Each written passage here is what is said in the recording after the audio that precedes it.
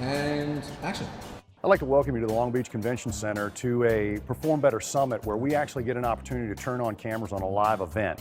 What I'm going to talk about today is functional exercise. It's a term everybody uses, but I don't think we've really gone deep and defined it. We're going to spend about three and a half hours really going deep on this and seeing what we know and what we don't know, the assumptions we make, some of the assumptions we should make about functional exercise. Join me.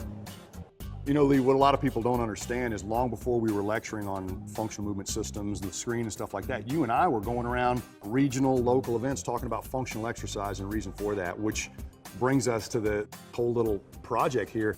It's been a long time since we just talked about functional exercise without even mentioning the screen. Years ago, when I first started working with you, one of the first things that really enlightened me was seeing how you incorporated exercise in treating patients. And seeing how this whole system has evolved over the years, we've kind of come full circle and we're back to talking about exercise. But really at the heart of it, it goes back to making sure the person is right for the right exercise. You know, everybody's looking for this one magic bullet, but what you've really done well is try to say, okay, it's not just about one magic bullet. Are you right for what you need to prescribe?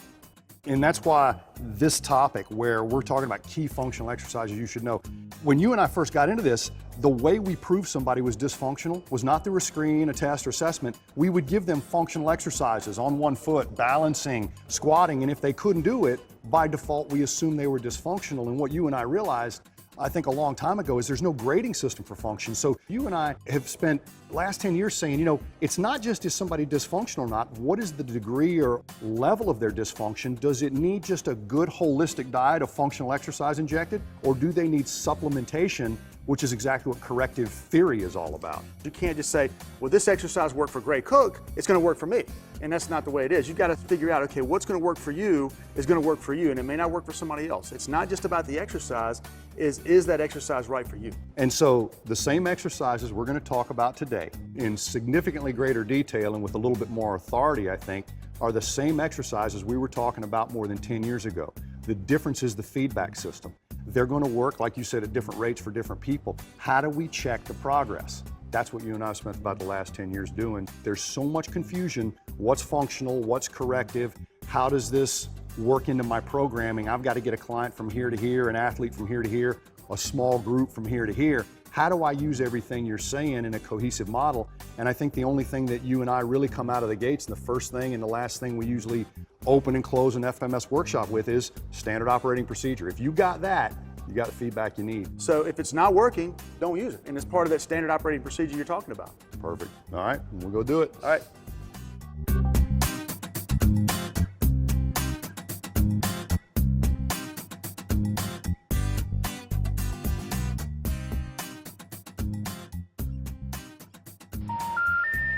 Did he say divas in the frame?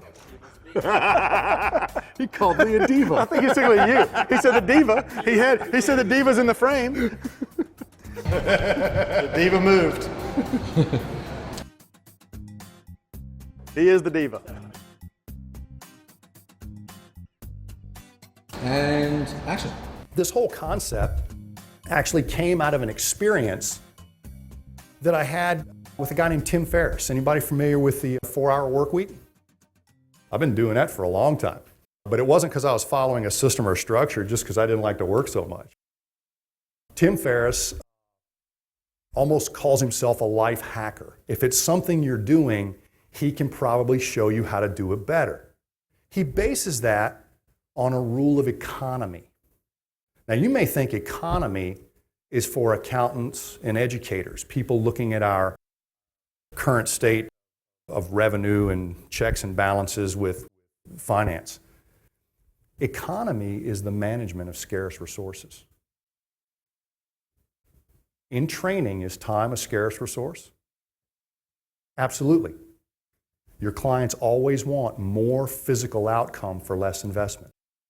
You know the dilemma I run into? Whether I'm working with the military or the NFL, their job is not to lift weights. It's not even to run around and bust tires up with sledgehammers. Their job is to learn their friggin' mission, to do what they're paid to do. Catch passes, shoot bad guys, keep this boat safe, throw passes.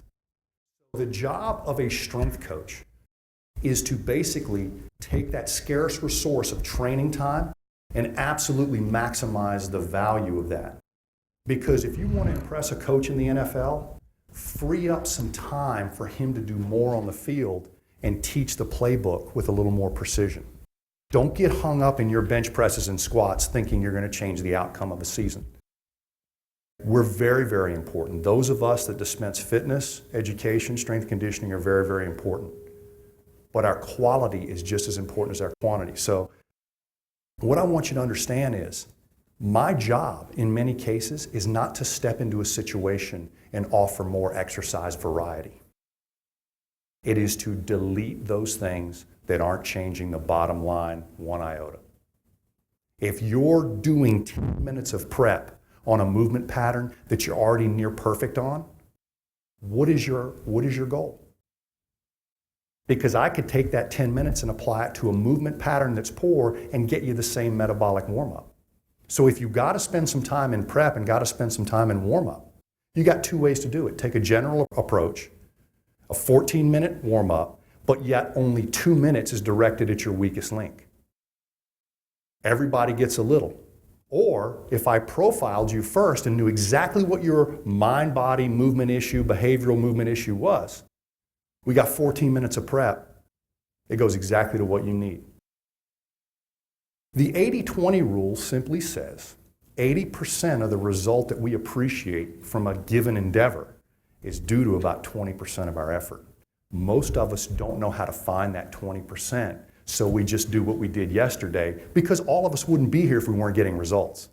But if I could walk into your facility, walk into your situation, walk into your team room, and literally delete a significant portion of what you're doing and not hurt your statistics, then what I've logistically done is freed up time to do more of what's actually responsible for those results. In many cases, when we're nearing that burnout point of coaching and training and education, and our clients and athletes are nearing that burnout point of they're sick and tired of hearing our voice and looking at us, we constantly reach for variety. And I've never considered my job for my patients and my clients to be entertainment. I am not here to offer you variety. I am not here to offer you something to distract you from your goals. If I'm getting you the friggin' results you asked for, you're going to show up time and time again. You're going to do the few drills I ask you to do because I'm not going to give you 10 mindless things. I'm going to give you 2 totally engaged things. I'm going to ask you to own those. Dr. Ed Thomas reminds us that back in 1910, you show up to a gym. You don't ask for a workout, you ask for training. But the training was to learn a skill set. Turning the clubs, lifting the kettlebell, climbing the rope ladder, balancing the barbell in an overhead squat, climbing a rope, walking a beam, doing some type of combative activity, learning a get-up. The trainer stepped in, deconstructed the movements and deconstructed you, started working on a skill set, never once looked at a heart rate monitor because it wasn't available, never once counted sets and reps, completely kept dialed in on your skill, much like a dance instructor or a martial arts instructor. I'm not keeping track of how many times you kick. I'm looking at the quality of your stance leg and the airborne leg. The workout was a side effect of skill development. We set a goal. Walking a beam after a heavy set of squats are almost counterintuitive. I'm going from a quantity brute force movement to something that requires total mind-body engagement. But it is a rest break. It's a rest break that re-engages my proprioceptors to my hips, my back, my shoulders.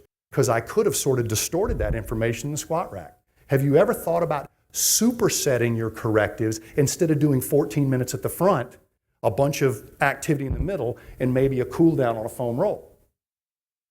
Every time you got a rest break from plyometrics, from a metabolic set, or a heavy low rep strength set, have you ever thought that I've got a great opportunity for a functional activity or a corrective strategy? Insert it right here.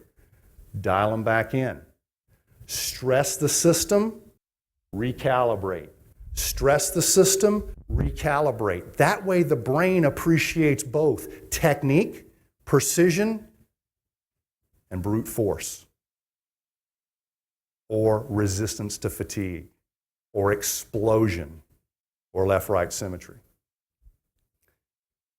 So what I want to do today is sort of challenge the way you're thinking, the way you're constructing your programs and stuff like that. But we've got a little bit of a paradigm here. When Lee and I first started on the lecture circuit, we were not invited to speak about the functional movement screen.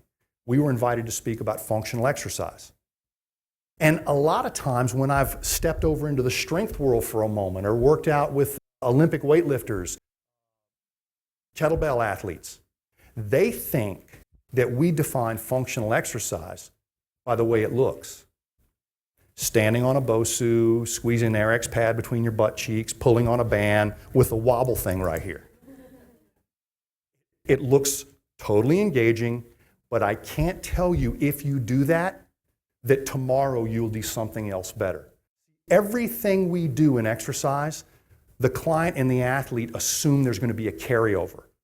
Think about it. I'm not just thinking I'm going to get better at side planks.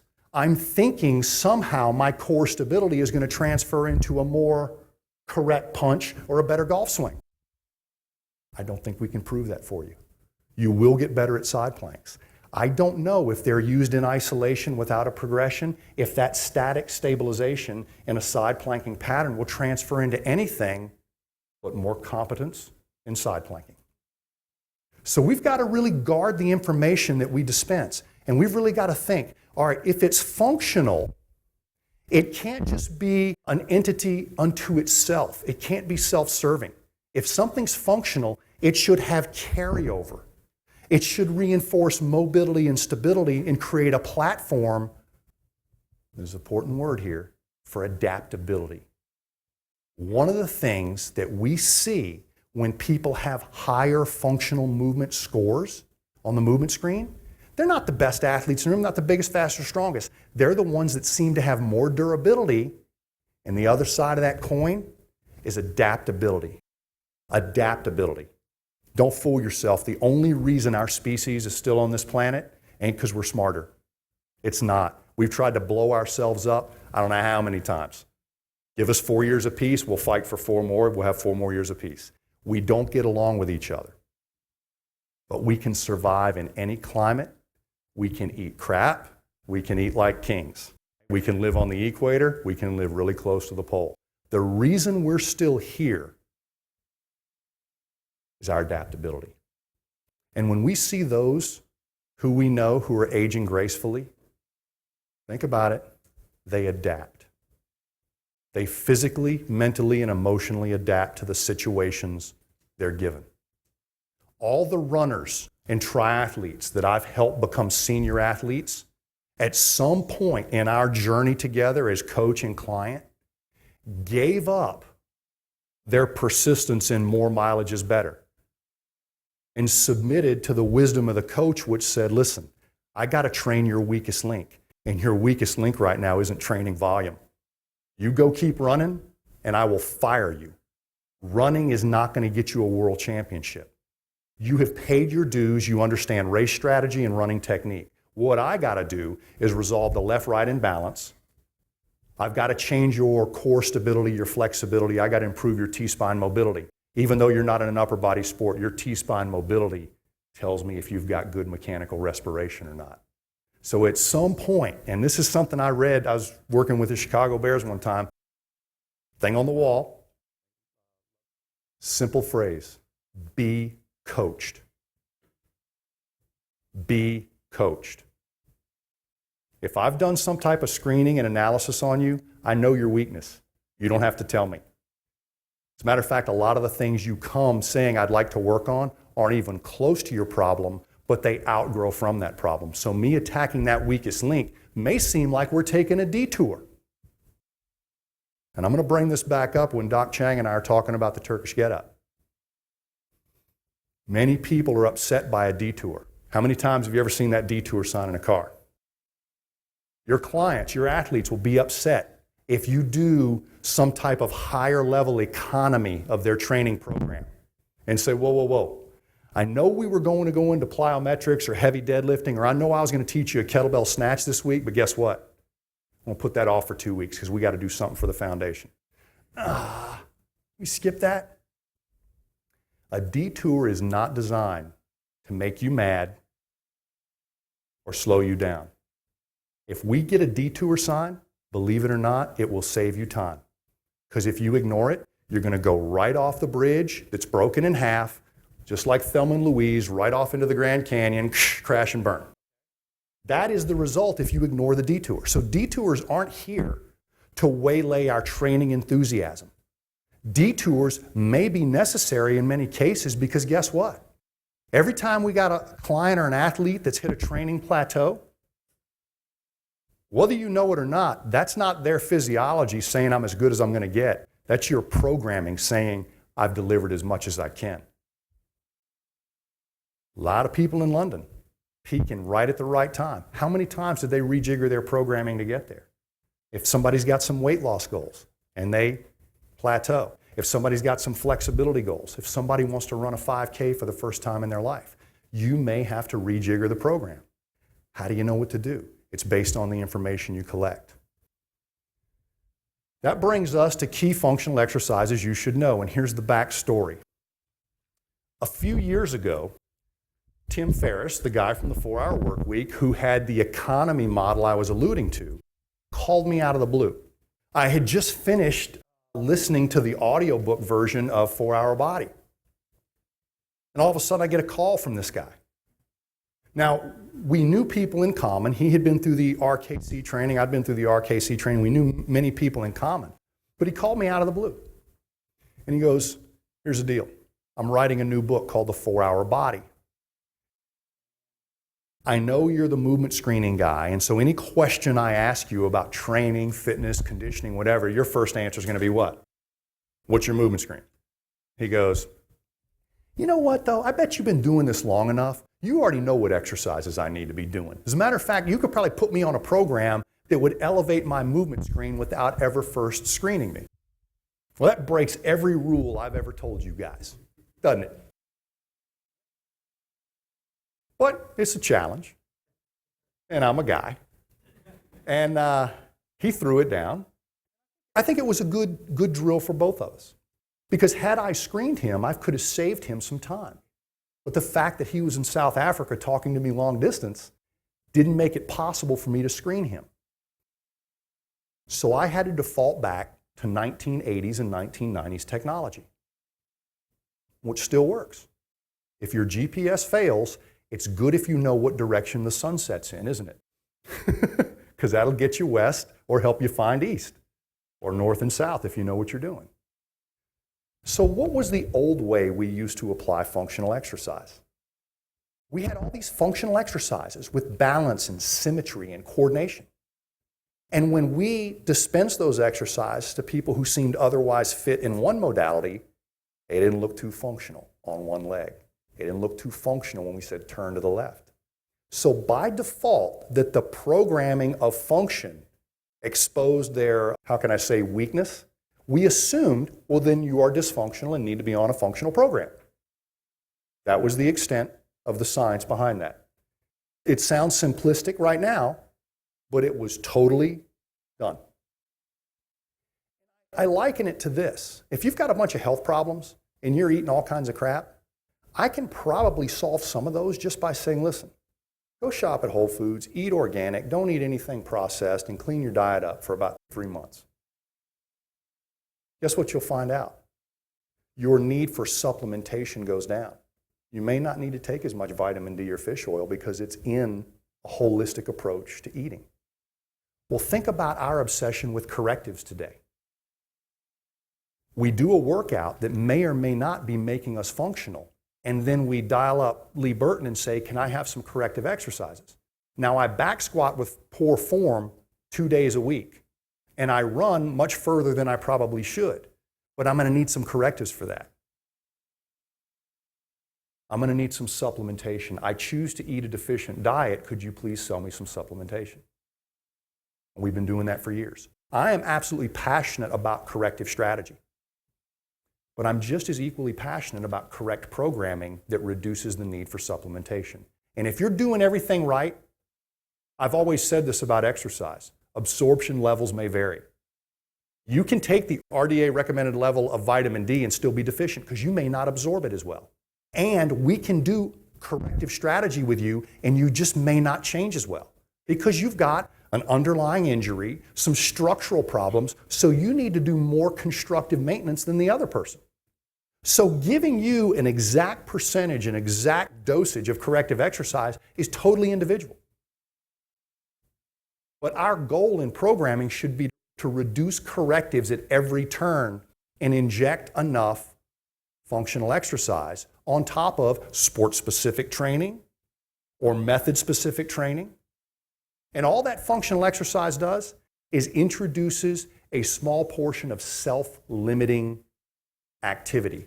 A self-limiting activity will not let you create volume when technique is not appropriate. Let me give you an example. Remember what I said about my runners? One of the things I do with my high mileage runners when I'm trying to dial them back in and help them peak 8 months from now is I pull them back on running, but I don't pull them back off cardio.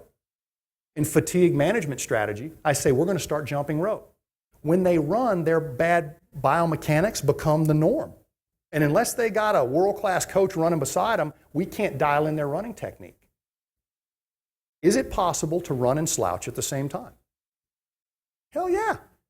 Wake up Sunday morning early and walk right out there on the balcony and you'll see the duck run right by. Feet like that, anterior head, looking down. Can you slouch and jump rope at the same time? It's extremely hard. Because when you don't have that erect posture, you don't have that springiness. When you don't have that springiness, you don't have that intuitive plyometric. So believe it or not, running is self-limiting, and here's how. You can't do enough jump rope to give yourself shin splints or a heel spur. Because what's going to happen? You're going to get tired of all the technique that's required to jump rope for more than 10 minutes. Whereas, even if you're not a good runner or jogger, you can go out right now. If I soften your feet up enough and put enough neoprene sleeves on your knees and crank up your iPod to disengage yourself from the pain that you're having, you can run far enough to give yourself shin splints or plantar fasciitis. So running, because of the modern equipment we've given you, is not self-limiting, but jump rope still is. Before we had the advantage of seated fixed axis equipment, we could literally exercise and only confront our capacity not to fatigue. Technique had nothing to do with what we're doing. In the movement book, I dedicated a small section to self-limiting exercise. And every time I identify one that really fits it, it's probably one of those good things to inject into your exercise diet. Jump rope, Turkish get-up, chops and lifts, deadlifts and single leg deadlifts. And we're going to talk about that stuff today. So Tim Ferriss asked me, you don't know me. You don't have my screen. It's probably not that good.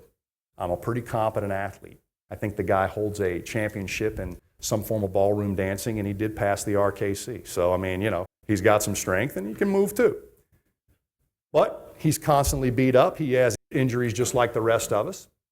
And so he goes, without knowing me, I would like you to put me on a functional exercise platform, program, so to speak, without screening me first. And I said, I'll take that challenge. I think I got you. But here's the deal. When the functional exercise shows you that you have a competency issue, your balance is off, or you have an asymmetry, or you have limited range of motion, do me a favor. Don't bear down and muscle through it. Own it. Own it. And we're going to talk about ways to do that today. And if you do that, if you listen to what the functional exercises are saying, what you're going to do is you're going to lower weight, you're going to change reps, you're going to modify the pattern, and then slowly gain competence. And if you do that constructively, and if you listen to what it's telling you, you'll probably be more functional at the end of the 3-week experiment. So I gave him chops and lifts. I gave him a deadlift with a kettlebell only so I could get his form cleaned up enough to get him to a single leg deadlift. And I said, I want you to start working the Turkish get-up. But instead of doing what they're doing on YouTube right now, which is grabbing anything and trying to do a get-up, at each of the 7 key positions in the get-up, make sure you own it on the left and right, and if you don't, stay there till you do. Not a lot of corrective stuff in here, but don't go past any of these obstacles. I've designed speed bumps in your workout. What's a speed bump for in a parking lot, guys? Slow you down and increase the safety for you and those around you, right? You can get mad at speed bumps, but they're there to protect everybody, right? So putting speed bumps in somebody's workout is just like putting a detour in somebody's program. It's going to make you own something and develop a higher skill set. So we got an opportunity for Tim Ferriss and I to talk again. I would send him some pictures and articles, and everything I sent him is in your manual or on this screen right now. At about the 4th week, he had a chance to come back to the States, and even though he couldn't come down to my little town in Podunk, Virginia, he was going to be in Manhattan. And Eric DeGotti, one of the FMS instructors, who happens to be the guy that helps out the Giants with their movement screen, had an opening. I'm like, why don't you go get screened? And he did. And he did very well on his movement screen. Quite a bit better than anybody would have expected. But I can't take credit for any of that because I don't know what his previous screen was, which is your reason for always screening somebody first. You're changing a lot more than you know you're changing, even in your older clients. From balance to core stability to flexibility. A lot of people don't do a movement screen on the front end because they're scared their client's going to flunk every test. The way I see it is more room for improvement. They don't know what the movement screen is. The movement screen is just something that's going to give you direction and say, all right, of the functional and corrective activities, see, had I known Tim Ferriss's movement screen, I might have dedicated 2/3 of his program to single leg deadlifting, or chopping and lifting, depending on what problem he had. I didn't know that. So I gave him a steady diet of all that stuff, knowing that the exercises and his attention to detail would have to be the fix. The first thing we got to get cleared up right now is what's the difference in functional exercise and corrective exercise? Anybody want to take a stab at that? I told you I was going to create a dilemma, so imagine you had the microphone clipped on. What you got?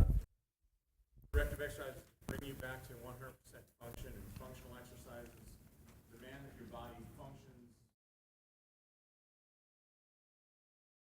If I can interpret a little bit, because a lot of people say corrective exercise maybe gets you back above a cut point. The goal of a movement screen, guys, ain't a 21. I don't know who out there is telling you that, but they're wrong. If you got a blood pressure test, there's normal blood pressure, and then there's higher variances of blood pressure, and then there's this line right here. And on the other side of that line, you're hypertensive. And on this side of the line, you're not. Who drew that line? What gives them the right? Why is the line there?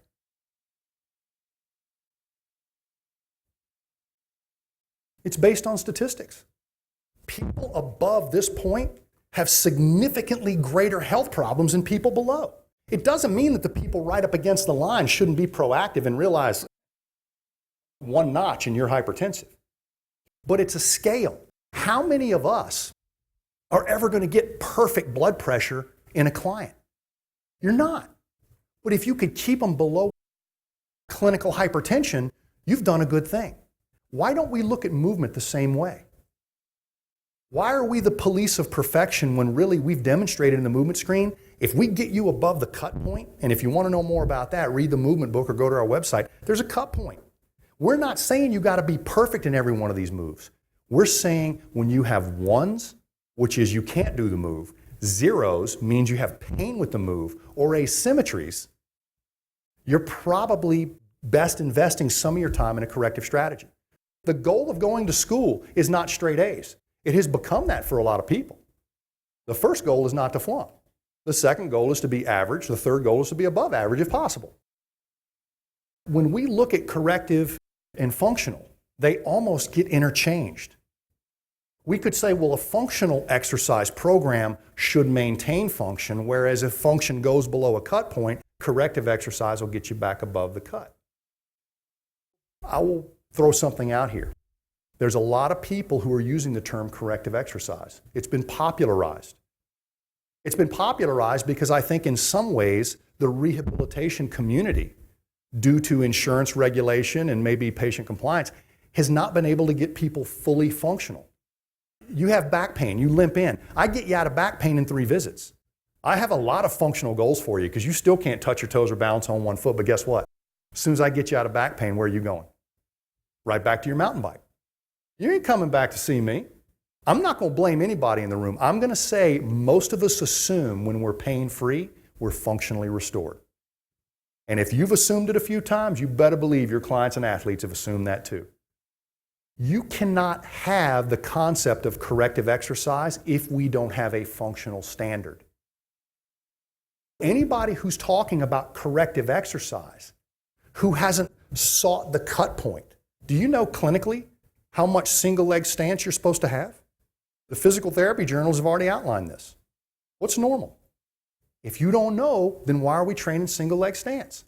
You could know in 4 minutes on Google what is average and acceptable functional single leg stance. But if you don't, I walk up behind you, you're training somebody's single leg stance. Are you going to get them into Cirque du Soleil, or is that enough to go into single leg deadlifts? 20 seconds is the answer. 10 is acceptable.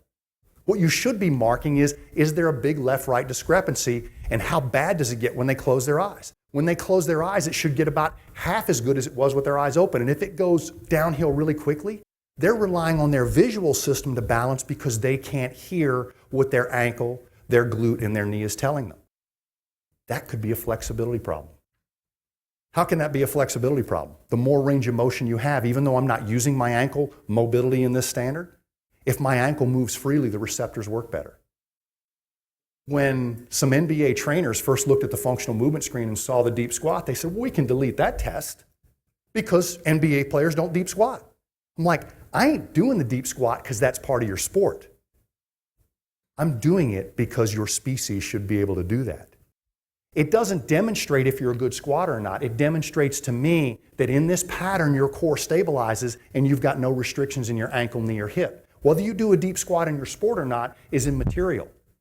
The fact that I documented that the motion is there helps me, without a bunch of gadgets and scientific labs, know that the sensory information is at least there. You might not be interpreting it right, but if you've got a locked up ankle, even though you're not bending that ankle in a single leg deadlift, it is not giving you the same sensory experience as the mobile ankle, even though you're not using the mobility. The restrictions impair the data, and with less data, guess how you work?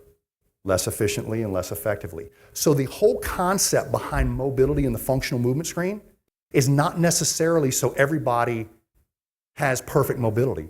It's to demonstrate that you don't have a sensory problem messing up your perception. Why is that important? Because the movement we do is behavior. If you think movement is clean mechanics, you're missing it. Movement is behavioral.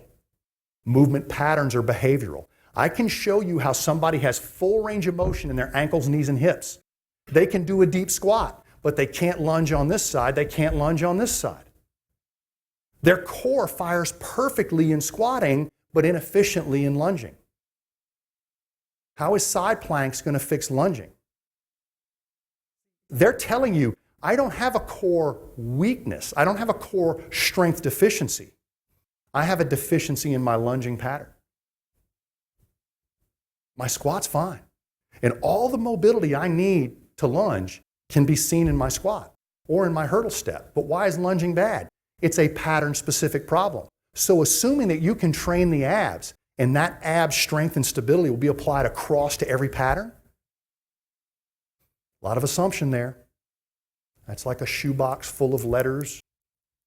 Throw it against the wall, hope a dictionary occurs. It's a lot of chance.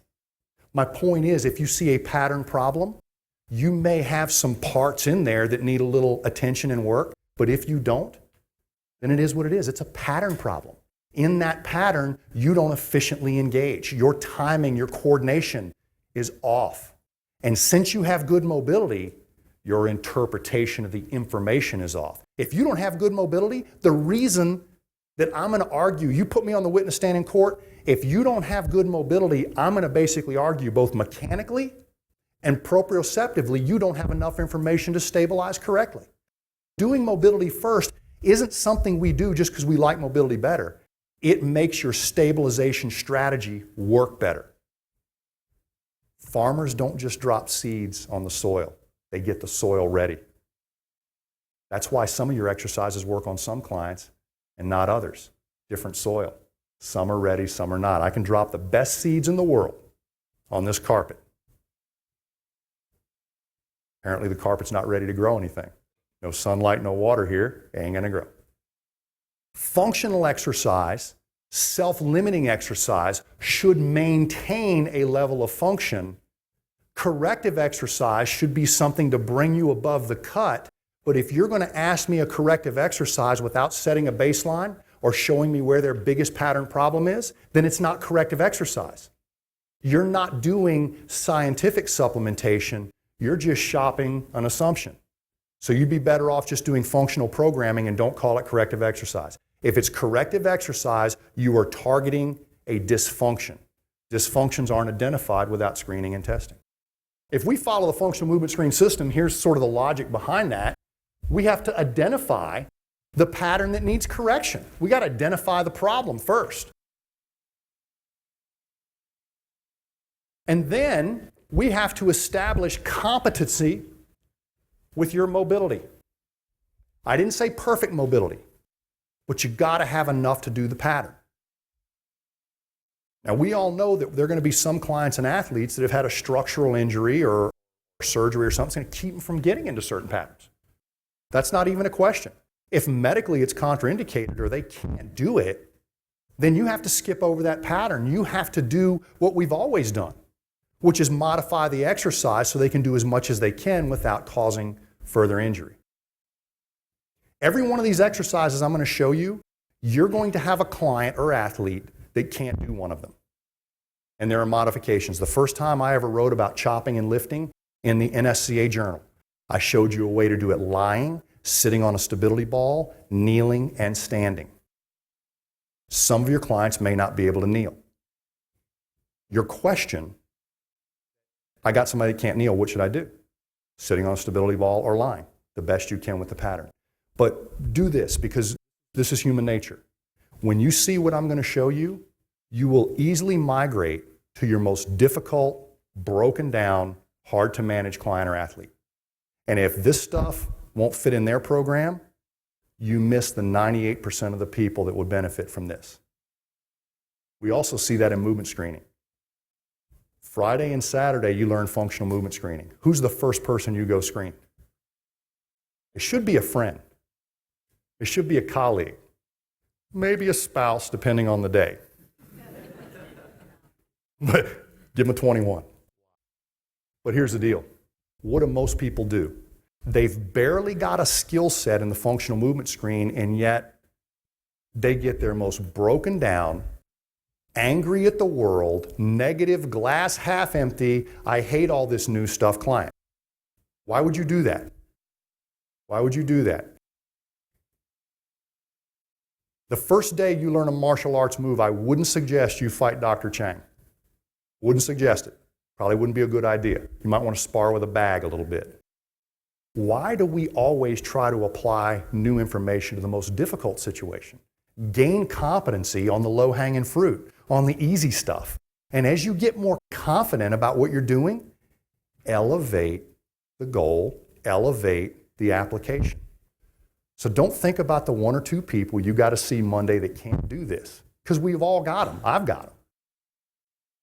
Once we've got a change in mobility, and mobility doesn't have to be perfect, but if I take somebody's toe touch from here to here, I've taken away a stiffness. When I take away that stiffness, I've got an opportunity to inject some patterning, because stiffness is like training wheels.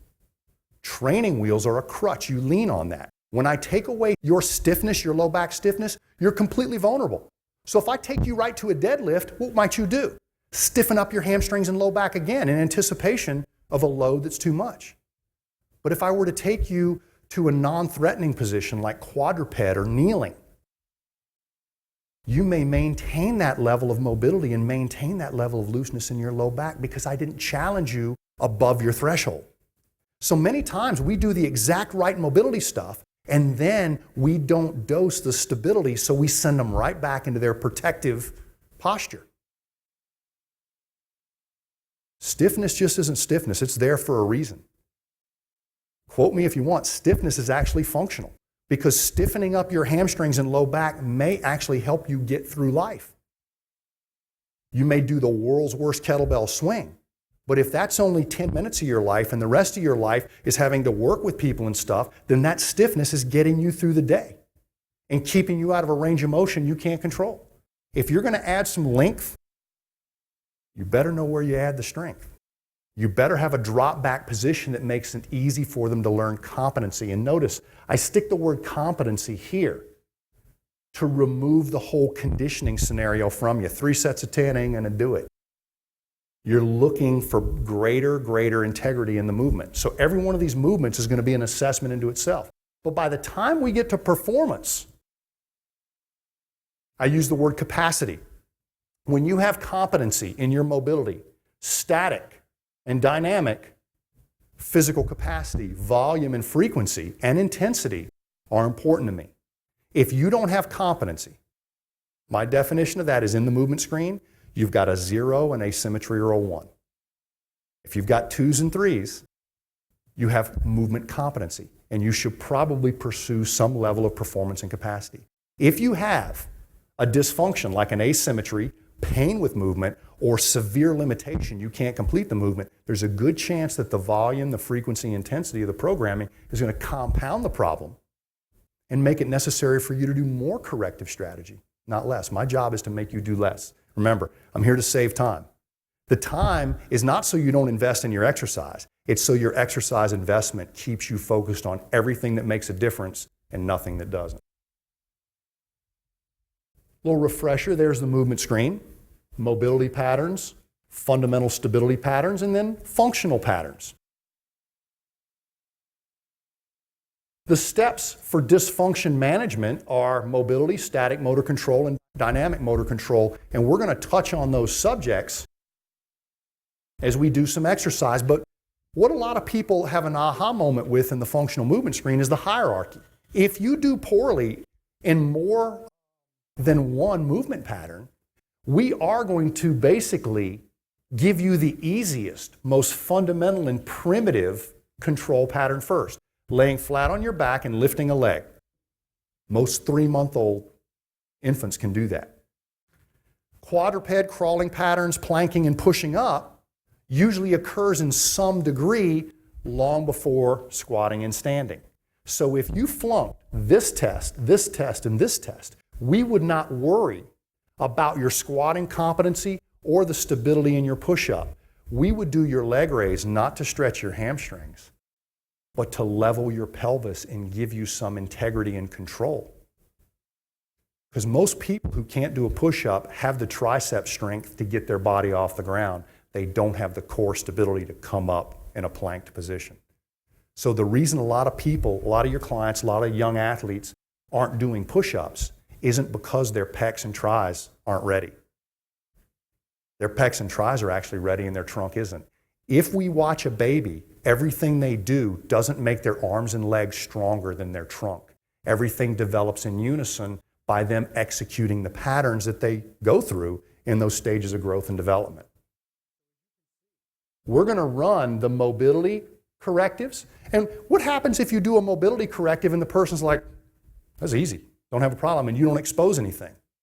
Then you move directly to static motor control and dynamic motor control. So a lot of people wonder when they do a movement screen, my goal is to get back to function. I just did a movement screen. I found a deficiency here. I want further assessment. I want to break it down. I really want to understand what's going on here. Instead of doing a mobility assessment, because every one of us have a different degree of, say, expertise in testing, offer them a mobility drill. If it doesn't catch them, they don't have a mobility problem. If it does, they do. Simple as that. Your first corrective exercise execution is not to correct the problem. Quote me. It's to magnify what you found on screening. Here's why. The people you do movement screening to don't appreciate the movement screen. They're not watching it, they're doing it. They don't see what's going on. But the minute you take somebody who has poor single leg stance, who can't lunge on this side, narrow their base and put them right here, big problem. How did you know I couldn't balance here? So pay attention to this. They're not impressed by the screen. They're not impressed by Gray Cook. They're not impressed by the movement book. They're not impressed by your certification. They will be impressed when you take what you learn from the screen and quickly take them to a position that exposes a movement limitation or a significant asymmetry that they can appreciate in a platform where they can correct it. And you can show them within one session that they can increase their movement competency. That's the cool thing about correctives. It happens so quick, you get feedback at the end of a session. Responses come before adaptation.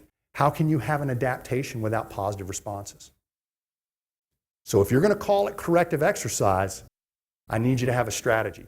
If you're going to call it functional exercise, I need you to have a strategy. Corrective exercise should have a screen or test or assessment baseline in front of it. Functional exercise, know what you're doing and watch what they're doing. You wouldn't necessarily have to do a screen before that. All right, so what's functional exercise? I think every one of us would agree that some of these bullet points, and there's probably a lot more we could add, would help define functional exercise. These exercises, remember this word, that have carryover into those things that we do. They increase our adaptability, and if our adaptability is increased, we can learn more skill. We're either going to learn more general skill, or we're going to learn more specific skill. Some people just want to be fit. Some people actually have a skill or a goal they're aspiring to. Functional exercise should challenge your coordination, challenge your balance, challenge triplanar movement, challenge your postural alignment, and focus on movement patterns, not body parts. If we were to set some goals for functional exercise, we want to enhance mobility and motor control. Notice I didn't use the word stability there. Stability sort of has an S in it, gets confused with strength. Doing strength training for your small stabilizers, like your rotator cuff, doesn't necessarily work. Stabilizers weren't designed to execute anything for 3 sets of 10 reps. Prime movers, they respond pretty good to that stuff. But when we're thinking about your TA, your pelvic floor, your rotator cuff, some of the foot stabilizers, some of the hand stabilizers, forearm stabilizers, scapula stabilizers, these are reflex dependent. Here's what happens. If your alignment's good, and your body position is where it needs to be, your brain will reflexively fire these muscles to give you integrity, compress a joint, give you an axis of rotation. Most of us don't think about the stability that we have. It happens before you need it, which is feed-forward neurology.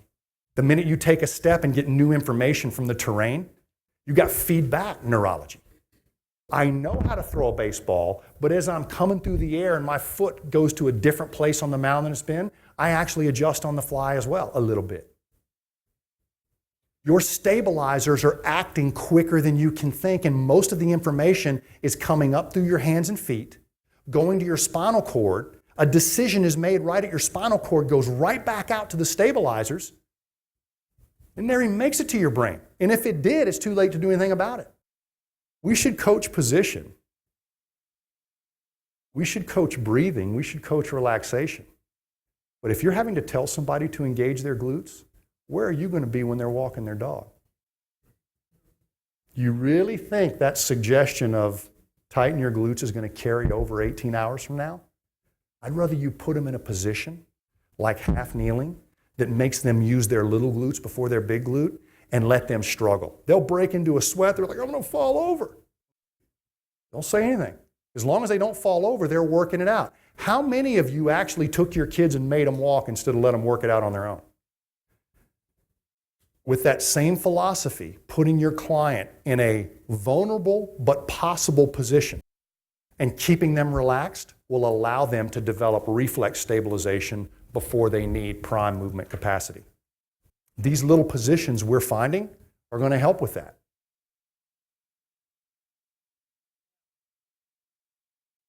Had an interesting spring of 2011. We were building a new clinic. Lee and I were developing a new building. We were working on some projects, and the NFL was locked out. So Gray didn't travel a lot. And when you leave a redneck at home, you get a kid. I'm just saying. I've already got two. They're both in high school, so I'm all spread out. This is Zena Catherine, and in that picture, she's probably about 6 months old. We're going to peek into some of her squat training. Let's look and see what she's got going on for us here. This is also some ab work for me. You see how soft my abs are right there? And I figure as she gets bigger, my abs will get harder.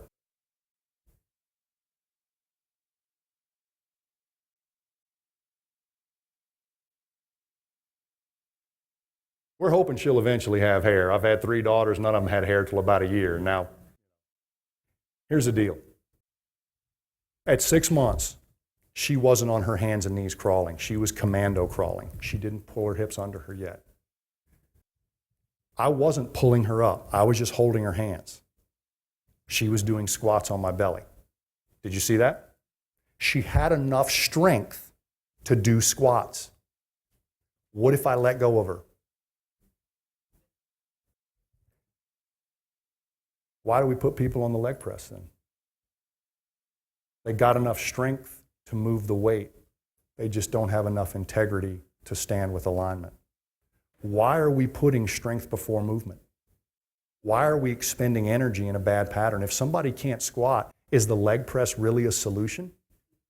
It keeps them active in the squat, but if they've got such a bad squat, why are we reinforcing that pattern? Mike Boyle has, for the last 5 years, given us many, many options on single leg training. You've got your split stance training. There's a lot of people who do a very competent split squat, partial or full range of motion. They just can't deep squat. These are options. But mimicking the squat in an easier situation may actually reinforce the problem. Me and Zena did that as a demonstration. That's really not her leg workout. Her leg workout is already preloaded, and I stay the hell out of the way. It's a miracle. She'll get on her knees when it's time. She'll walk and stand when it's time. She was born with perfect mobility, and she's got to earn her stability. And if I try to speed up that process, I'm actually going to make a deficiency. I'm not going to advance her. So think about how many of our clients are in a Smith machine or doing their overhead press in a machine with alignment. I'm not saying they can't. I'm just saying every now and then, let's check their movement competency. Can they own their stability while they execute a maneuver? And if they can't, what are we hoping to gain by that maneuver? If the whole thing is caloric expenditure, I can show you a lot of safe ways to do that where at the end of the metabolic set, they actually move better, not worse. Alan Cosgrove is almost a master at that. He basically uses the functional movement screen in weight loss and basically uses the corrective strategy to create the metabolic demand. Now, what's the benefit of doing that? Well, most people who are severely obese are going to have an orthopedic issue before they drop weight. That means they're going to cancel visits and go see their doctor before they finish a series with you. What's their doctor going to do? Support your efforts or say, I don't think you should have been doing that in the first place. Here, take Lortab and ibuprofen the rest of your life. That's your breakfast food, right? If we can proactively prevent the orthopedic issue we know they're going to have, you know, their poor movement pattern might be the reason that they have a metabolic problem. Our current administration right now asks kids to go play for 60 minutes, which is fine. But did you ever think that they might not be moving correctly? So running and climbing and throwing a ball may not really be as fun for them as it was for us because we could do it. We're sending them out there. And we're telling them to do it because they're obese. But we've learned by attacking the corrective strategy for obese people first, they drop weight and move better. And when they move better, now we can give them more loads without risking the orthopedic issue that most of them will have because of their metabolic capacity, poor alignment, poor stability. So if our kids are getting obese, maybe we should apply movement quality before we say go play for 60 minutes. I'm just saying. Quality always comes first. She'll squat when she's ready, and those legs will be strong enough to handle it. But we shouldn't ever reverse it. We shouldn't ever just execute the maneuver and support with balance and stuff. Make people own the positions they train in. We've got to follow this. Children come to us with mobility. Our clients usually come to us with a mobility compromise. As we use the foam roll, as we might refer them out for soft tissue, as we get rid of the mobility problems, we can't go full on into exercise because what are they going to do? Stiffen right back up in protection. Slam on the brakes. We might have to put them on the floor. We might have to roll them around. We might have to get them engaged. So the one thing I'll tell you, corrective exercise will make you look at mobility first. When you basically just do functional exercise, when you go for the deadlift I'm going to show you today, the Turkish get-up I'm going to show you today, and the chopping and lifting I'm going to show you today, I'm going to have to assume that you've cleared mobility, somehow responsibly cleared mobility. If someone doesn't have 0 degrees hip extension on a bent knee, they shouldn't be doing half-kneeling chops. If somebody cannot touch their toes, and I'm not saying with a deadlift back, I'm saying if somebody doesn't just have the comfortable mobility to bend forward and touch their toes, you should probably work on that before you expect to teach them a deadlift. We're not going to let them round their back in the deadlift, but I need the comfortable tissue elongation so I know they won't go into panic mode when we start teaching them the deadlift. And when it's time for the Turkish get-up, pay attention to the little moves as much as the big moves. A Turkish get-up ends when you do it incorrectly, not when you get to standing.